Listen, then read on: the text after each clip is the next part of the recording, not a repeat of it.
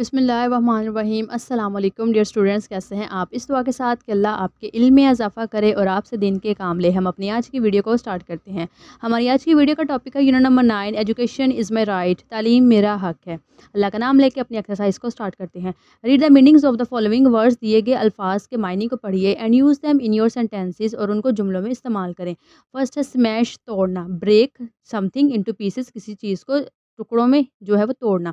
बैरन, बंजर of land, ज़मीन, too poor to produce much, unproductive, एक ऐसी ज़मीन कि जो किसी भी चीज़ को पैदा करने में जो बहुत ज़्यादा पुअर हो, बहुत ज़्यादा जो है वो बुरी हो या बहुत ज़्यादा वो ख़राब हो। इनकाउंटर करना, अनएक्सपेक्टेडली बी फेस्ड विद, और एक्सपीरियंस, किसी ऐसी चीज़ के साथ एक्सपीरियंस करना, तजुर्बा करना जिसकी आप तवक्को नहीं करते। समथिंग हॉस्टाइल और डिफ़िकल्ट, जो चीज़ आपके लिए बहुत ज़्यादा मुश्किल हो।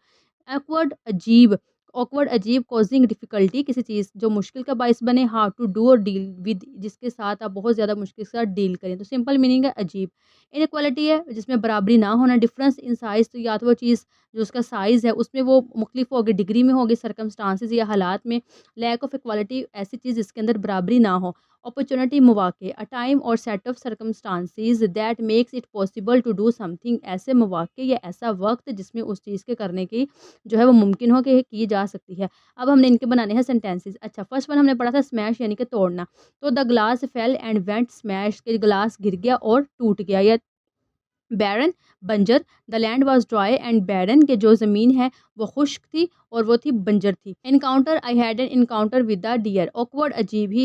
His joke was awkward and nobody laughed, उसका जो मजाक था बहुत अजीब था और कोई भी उसके ऊपर नहीं हंसा था। इनइक्वालिटी, जिसके अंदर बराबरी ना हो। We should fight against inequality, तो हमें चाहिए कि हम जो इनइक्वालिटी है उसके खिलाफ जो है वो लड़ें, उसके खिलाफ अपनी आवाज़ उठाएं। अपॉर्चुनिटी, मौके मिलना। Do not miss the opportunity, के जो मौका मिले हैं उसको या मौका मिला है उसको ज़ाया मत करना है। उसके बाद हमारे पास आते हैं आंसर द फॉलोइंग क्वेश्चन, और मैंने आपके लिए पूरी कोशिश की है क्वेश्चंस को आसान, शॉर्ट और बनाने की।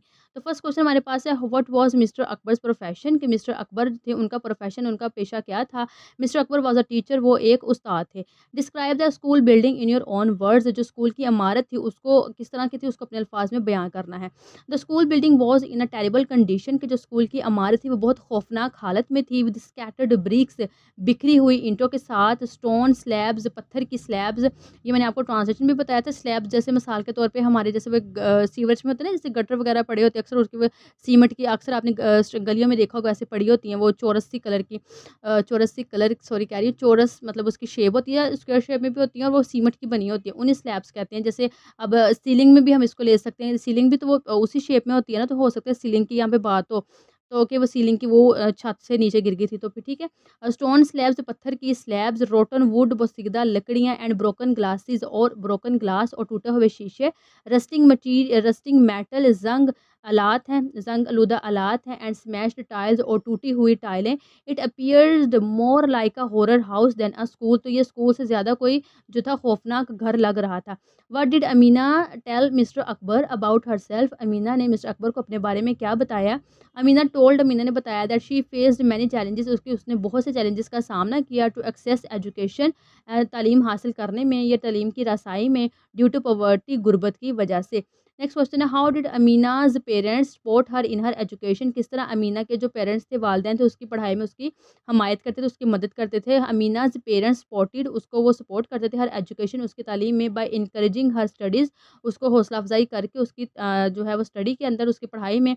And collecting old books from for her from scrap, और उसके लिए पुरानी किताबों को स्क्रैप यानी कि जो वो कबाड़ थे हमने पढ़ा था, उसका जो वालिद थे वो कबाड़ का था कि कागज़ वगैरह वो उठाना और वो बोतल सारा उसमें से फिर वो जो किताबें ढूँढते थे, इस तरह ढूँढ के उसकी वो मदद करते थे। How did Amina help the landlord, जो ज़मींदार था उसकी अमीना ने मदद किस तरह से की अमीना ने। Amina help the landlord, Amina ने ज़मींदार की मदद की by providing immediate first aid, उसको फ़ौरी तौर पर पहली तिब्बी मदद दी। पहली तिब्बी मदद भी यानी कि वो मदद होती है जैसे मिसाल के तौर पर अगर किसी को चोट लग जाती है, फ़ौरन उसकी अगर आपने पट्टी बाँध दिया, खून निकल रहा है, कुछ भी आपने वो कर दिया ना, वो आप कर कर रहे हो उसकी पहली तिब्बी मदद, क्योंकि बाद में तो फिर एम्बुलेंस आती है, डॉक्टर उसका हल करते हैं, कुछ भी। लेकिन पहली तिब्बी मदद उसी को कहा जाता है जो हम कर देते हैं, वो होती है फर्स्ट एड, ठीक है। शी टाइड हिज़ लेग, उसने उसकी टाँग को बाँध दिया था। नियर द वोंड, ज़ख्म के करीब, क्लीन द वोंड, और ज़ख्म को साफ़ किया, एंड कवर्ड इट, और उसको जो था वो ढाँप दिया, विद द क्लीन ड्रेसिंग, उसको जो थी साफ-सुथरी पट्टी के साथ।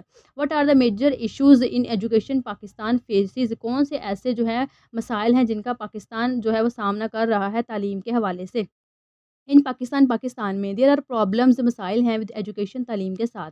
Many kids in rural places, बहुत से जो बच्चे हैं रूरल प्लेसेस के, जो दूर दराज के जो बच्चे हैं, can not get good schooling, good schooling, कि उनको अच्छी तरह से जो है स्कूलिंग नहीं मिल रही, बिकॉज वो बहुत दूर हैं।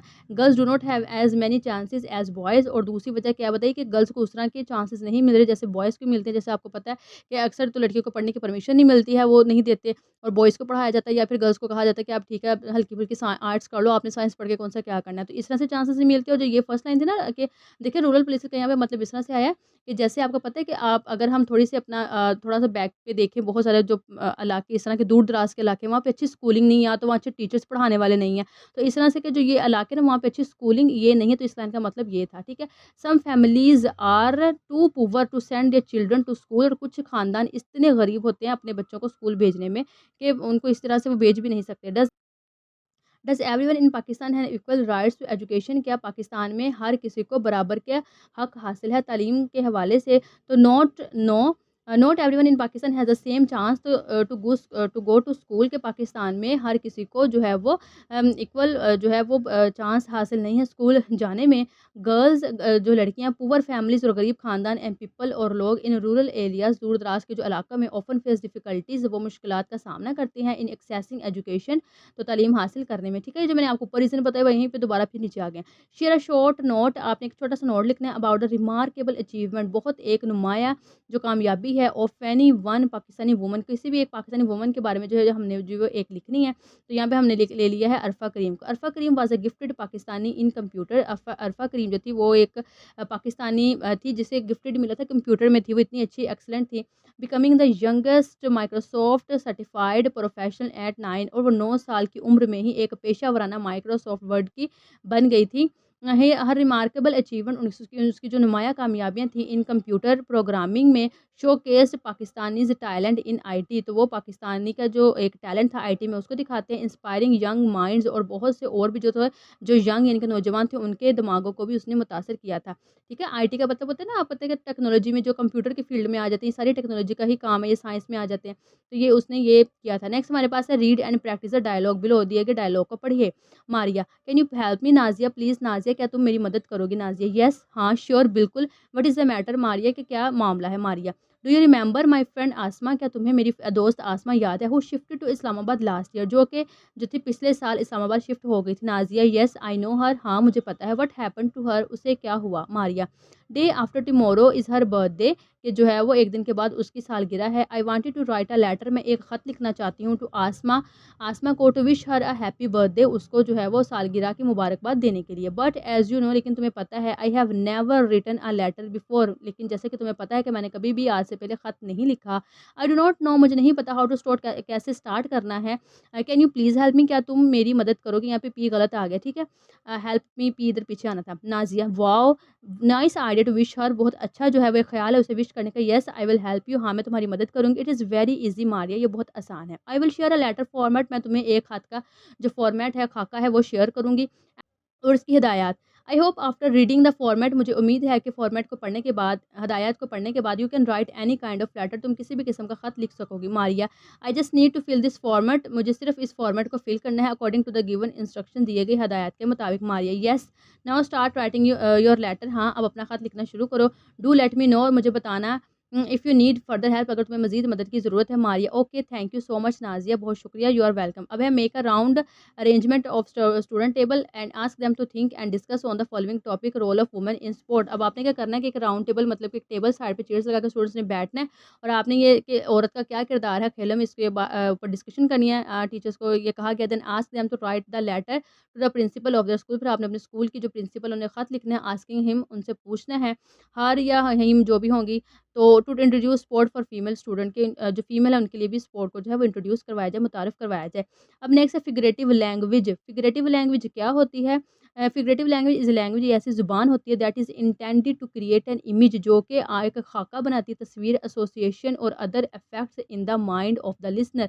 यानी कि जो लिसनर सुनने वाला होता है उसके माइंड में वो एक खाका बनाती है, या उस चीज़ों से रिलेटेड उसके लिंक आपके दिमाग में या उसके जो असरात होते हैं वो आपके दिमाग में बनाती है। और रीडर और पढ़ने वाले के, लिसनर ठीक है सुनने वाले के था, और रीडर यहाँ पे पढ़ने वाले के, that goes beyond the literal meaning, यानी कि लिटरल मीनिंग के जो उसके एक मायने दे दिया गया है उससे भी ऊपर से जी वो बात होती है। और expected use of the words involved, और ये तवक्को की जाती है कि जो अल्फाज दे दिए गए हैं उन्हीं से रिलेटेड मायने को समझे। अब आपको अगर भी इसकी समझ नहीं आई तो इंशाल्लाह हम इसको करके समझते हैं, आपको ये फिर डेफिनेशन क्लियर हो जाएगी। देखें, अब सबसे पहले टाइप्स ऑफ फिगरेटिव लैंग्वेज होती है, सबसे एक तो सिमिलीज़ होती है, फिर मेटाफर होती है, इसमें फिर पर्सोनिफिकेशन होती है, हाइपरबोल होती है और ओनोमैटोपोइया होती है।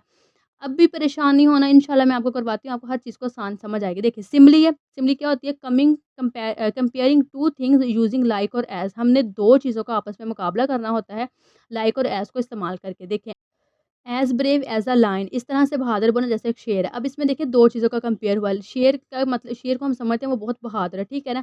उससे कहा गया कि इस तरह से ब्रेव बनो जैसे शेर है। तो इसमें हमने पढ़ा था कि हम 2 चीज़ों का आपस में करते हैं मुकाबला, और किसके तरह? लाइक और एज़ को मिला के। अब देखो, उसने कहा एज़ ब्रेव, उस तरह से बहादुर बनो, एज़ अ लायन, जैसे एक शेर है। अब हर स्माइल इज़ ब्राइट, उसकी जो मुस्कुराहट है बहुत चमकदार है, लाइक द सन, सूरज की तरह। अब देखिए सूरज कितना माशाल्लाह ब्राइट होता है, तो सूरज के साथ उसको इसके कंपेयर कर दिया गया कि हर smile is bright like the sun, ठीक है? तो सिंपल सी है कि हम जिसके अंदर क्या करते हैं, हम उसके अंदर कंपेयर करते हैं। अब देखिए metaphor, the direct comparison of two unlikely things.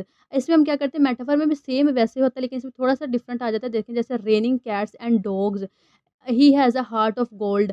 अब इसमें हम क्या करते हैं कि सिमिली में हम क्या करते थे, लाइक और एस को मिला के 2 जो मुख्तलिफ चीज़ें उनका हम कंपैरिज़न कर देते हैं। मेटाफर में हम क्या करते हैं, हम उन चीज़ों का कंपैरिज़न लाइक एज़ तो नहीं लगाते, लेकिन जैसे रेनिंग कैट्स एंड डॉग का क्या मतलब होगा कि बहुत ज़्यादा बाहर मूसलाधार बारिश हो रही है, ठीक है?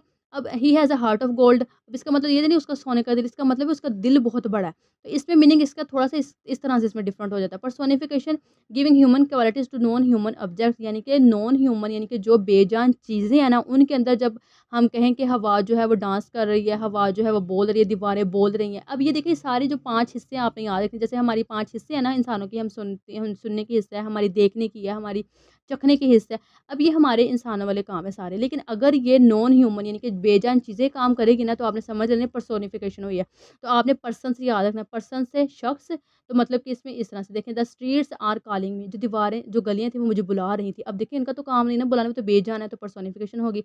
The leaves danced on the wind, जो पत्ते थे उन्होंने हवा में जो है उस पे डांस किया। अगेन ये भी इनका काम नहीं है, ये बेजान है, तो इस तरह से personification. Hyperbole and exaggerated phrase, hyperbole में बहुत ज़्यादा वज़न जब एक चीज़ में हो जाता है। जैसे I could eat a whole काऊ, अब आप देखें, अब ये क्या, इसकी कोई सेंस बन रही है कि किस तरह से कोई जो है वो पूरी काऊ खा सकता है, पूरी गाय खा सकता है, अब ये नहीं खा सकता। इस तरह से जो एक बहुत बहुत बड़ी बात जिसे हम कह दें ना, अगर कोई कर दी किसी ने, तो वो हमारी होगी हाइपरबोल, ठीक है? अब इसमें हाइपर से आपने अगर हिंट रखना है ना याद करने के लिए, बोल से, कि बोल मतलब बातें, और हाइपर से बहुत हाइप की, बहुत बड़ी बातें। जैसे हम कहते हैं लंबी-लंबी फेंकना, है ना? आप इसको हाइपरबोल को ऐसे याद रख लो। I am starving to death, अब मैं इतने भूखा हूँ कि मैं मर ही जाऊँगा। सही है ना? इस तरह से बातें बहुत-बहुत बड़ी होंगी तो वो हमारी हाइपरबोल है। ओनोमैटोपोइया सबसे आसान है। इसमें क्या करते हैं, हम इमिटेट साउंड बनाते हैं। कैसे? फॉर एग्ज़ाम्पल किसी भी चीज़ का साउंड, जैसे हम हँसने का, अक्सर हम व्हाट्सएप पे क्या कर लेते हैं उसको इस्तेमाल, हा, हा, हा, एच ए लगा देते हैं। उसका क्या मतलब, हा, हा, हा, हँसना होता है ना? हम उसको ऐसे लिख देते हैं। अगर किसी की बीप साउंड होगी यानी कि कार की साउंड है, उसको हम बीप, BEEP लगा देते हैं, बीप। इस तरह जो साउंड है उसको हम स्पेलिंग में जब लिख देंगे ना, वो हमारी हो जाती है ओनोमैटोपोइया, ठीक है?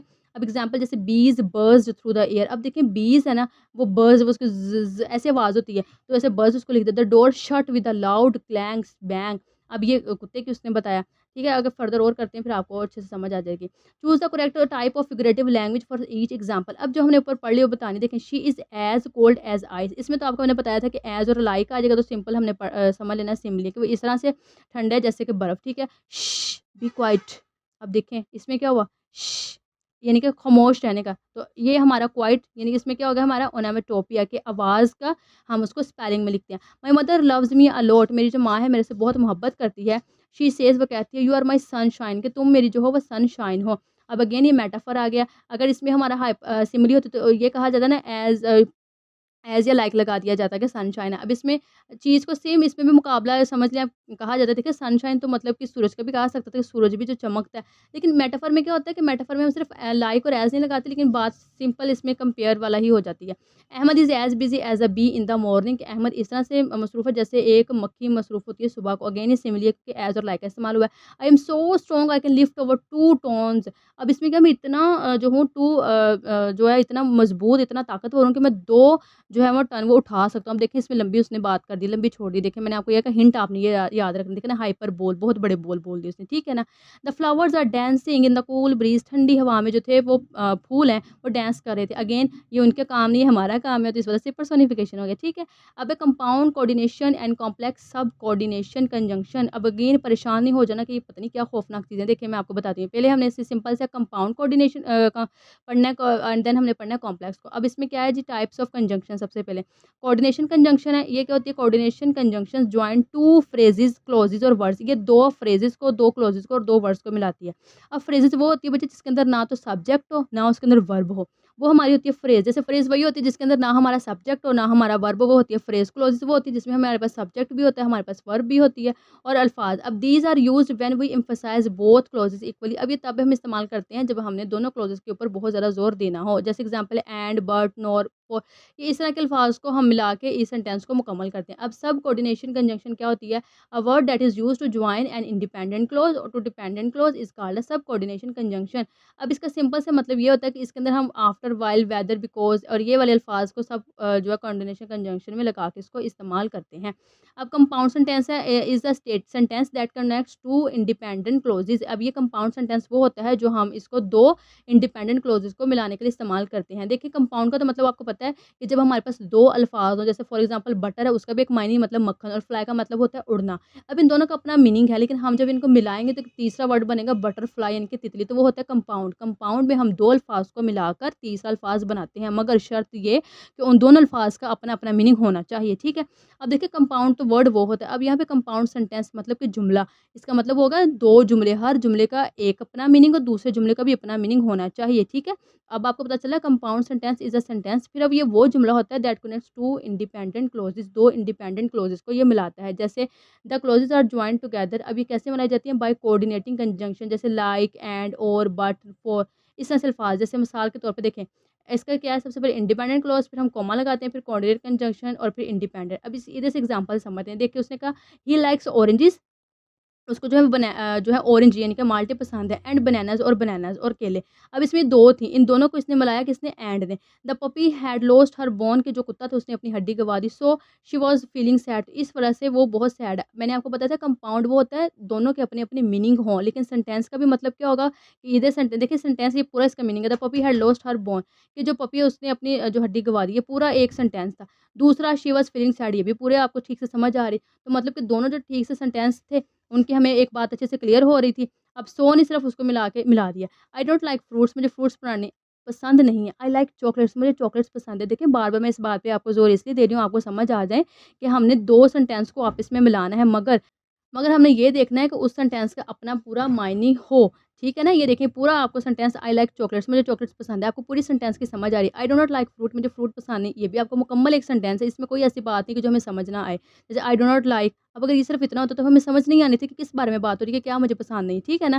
तो इस तरह से बताने का मकसद है कि आपके दोनों सेंटेंस मुकम्मल मीनिंग कन्वे कर रहे होंगे, तो हमने उनको फिर बस कंजंक्शन लगा के बस आपस में मिला देना है। आई एम एग्ज़ॉस्टेड, मैं जो हूँ बहुत तंग आ गया हूँ, so I am going to bed early, तो मैं जल्दी जो हूँ वो सोने जा रहा हूँ। अब एक कॉम्प्लेक्स सेंटेंसेस, कॉम्प्लेक्स से आपको पता चला ना, कॉम्प्लेक्स मतलब चीज़ बहुत कॉम्प्लिकेटेड होना, बहुत मुश्किल होना। अब इसका मतलब सेंटेंसेस भी ऐसे सेंटेंस जो बहुत मुश्किल, जैसे a complex sentences has an independent clause. Independent के बच्चे अगर आपको समझ, इंडिपेंडेंट का मतलब वो होता है एक ऐसा सेंटेंस जिसकी हमें मुकम्मल अकेला हो तो समझ आ जाएगी। जैसे यहाँ पे देखें, अगर मैं कहती हूँ आई लाइक चॉकलेट, मुझे चॉकलेट पसंद है, तो ये इंडिपेंडेंट है। मतलब इसको इस दूसरे सेंटेंस की ज़रूरत नहीं अपने आप को मुकम्मल करने के लिए, क्योंकि इसका एक अपना एक मीनिंग है, ठीक है ना?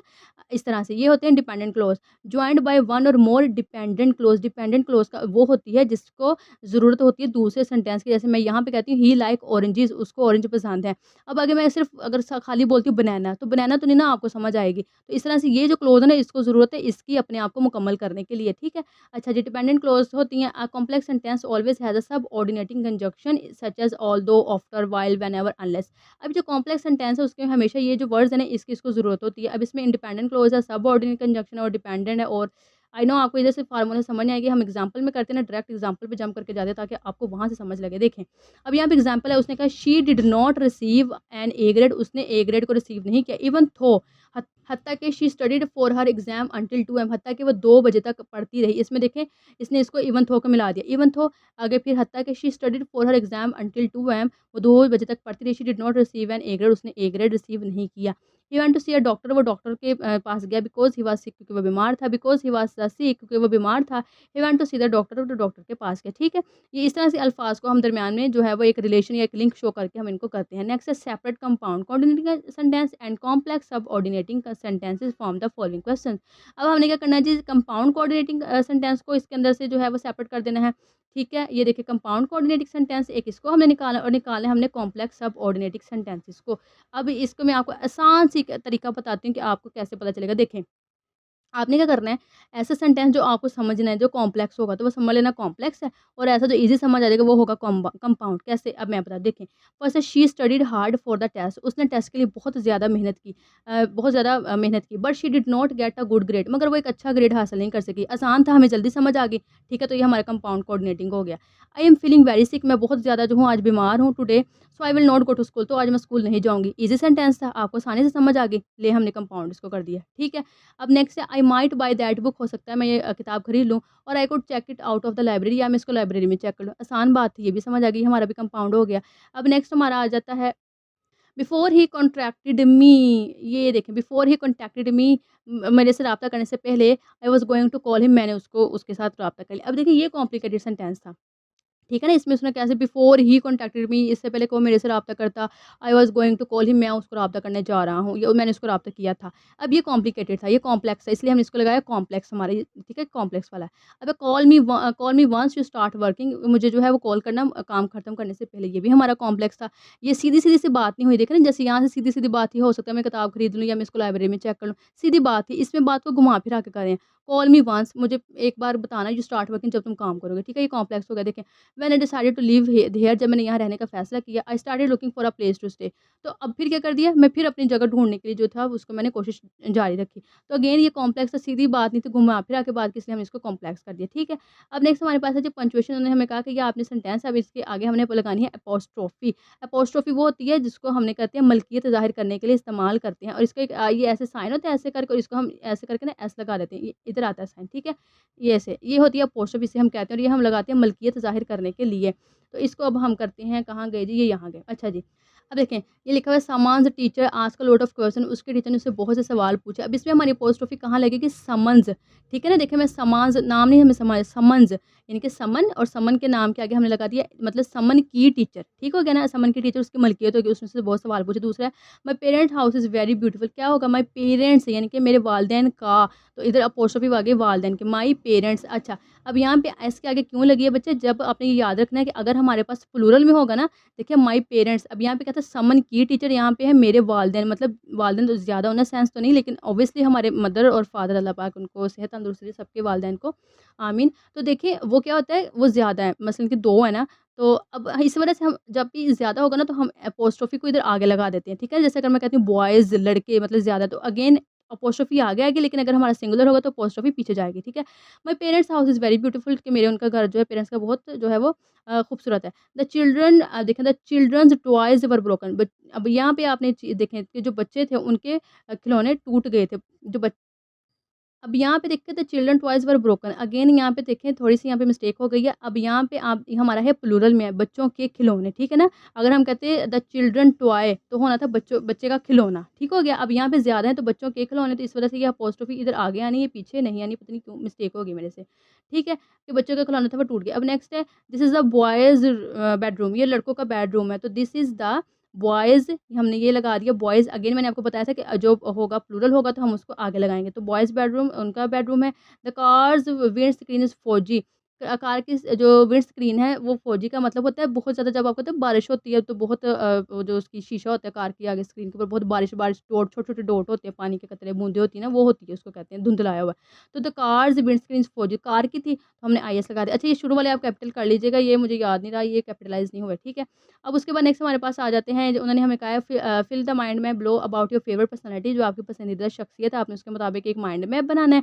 Then use this mind map writing a biography. Simple सी बात है कि जो ये हमारे पास ये जो चीज़ें दे दी ना, क्वालिटीज़, खूबियाँ, चाइल्डहुड, बचपन, एज एंड डेथ, उम्र और उनकी वफ़ात है, ये करियर है, जो पेशा था, और उसके बाद फैमिली, खानदान, प्लेस ऑफ वर्क, ये सारा हमने ना एक-एक वर्ड में उसको यहाँ पे लिख के फिर उसी को हमने उसके ऊपर पूरी एक बायोग्राफी यानी कि पूरी ज़िंदगी भी उनकी बनानी है। तो यहाँ पे हमने क्वालिटीज़ जिसकी ली हैं वो जी हैं कंपैशनेट यानी कि बहुत रहमदिल है, वॉइस है, मतलब बहुत ज़्यादा जो है वो अक्लमंद है, ऑनेस्ट ईमानदार है, एंड हम्बल और बहुत आजिज़ है। Place of birth Mecca, and I am sure अब आपको पता चल गया होगा, हम हज़रत मोहम्मद सल्लल्लाहु अलैहि वसल्लम की बायोग्राफी उसके ऊपर करेंगे। चाइल्डहुड है यानी कि उनका बचपन, ऑर्फेन्ड एट द यंग एज, बचपन ही में जो थे वो बहुत कम ही उनकी उम्र थी जब वो जो है वो यतीम हो गए थे। रेज़्ड बाय हिज़ ग्रैंडफ़ादर, उनके दादा ने उनकी परवरिश की, एंड देन हिज़ अंकल, तो तब उनके फिर चचा ने। फैमिली थी बनु हाशिम ट्राइब ऑफ कुरैश था। करियर उन्होंने बिगिन एज़ अ ट्रेडर, तिजारत से उन्होंने पहले अपना पेशा स्टार्ट किया था, लेटर बिकम अ प्रॉफिट, लेकिन बाद में थे वो जो प्रॉफिट रसूल बन गए थे। अब ये है बायोग्राफी, मैंने बहुत ईज़ी वर्डिंग में की और छोटी-सी की है, ठीक है? आपके हज़रत मोहम्मद सल्लल्लाहु अलैहि वसल्लम बोर्न इन मक्का, वो मक्का में पैदा हुए। सऊदी अरेबिया में एग्ज़ेम्प्लिफाइड यानी कि मिसाली क्वालिटीज़ हैं, उनकी खूबियाँ हैं, कौन-सी है? कंपैशन है कि वो हमदर्द हैं, विज़डम है यानी कि अक्लमंद, होनेस्टी ईमानदार, ह्यूमिलिटी कि इंसानियत, एंड जस्टिस और उनके अंदर जो था वो इंसाफ था। ऑर्फन्ड इन चाइल्डहुड, वो बचपन में ही यतीम हो गए थे। He was raised by his grandfather and later by his uncle, उनकी जो थी परवरिश उनके दादा ने और उनके चचा ने की।